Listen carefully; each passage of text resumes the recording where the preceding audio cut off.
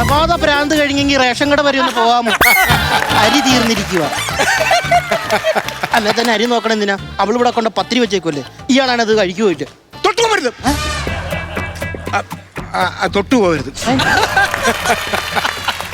അത് എനിക്കുള്ളതാ. നിങ്ങൾ വെച്ചല്ലോ. ഞാൻ ഇന്ന് മുതൽ നോൺ വെജാ. ഒരു മട്ടൻ കിട്ടുമോ? മട്ടൻ ചോദിച്ചതേ ഉള്ളു.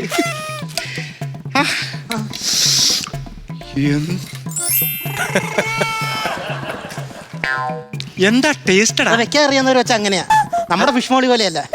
അതല്ല, ഇതിനകത്ത് മൊഹബത്ത് ചേർത്തിട്ടുണ്ട്, മുന്തിരിങ്ങ ചേർത്തിട്ടുണ്ട്. ഇത് ഞാൻ അങ്ങനെ ഇങ്ങനെ ഒന്നും തിന്ന് തീർക്കില്ല.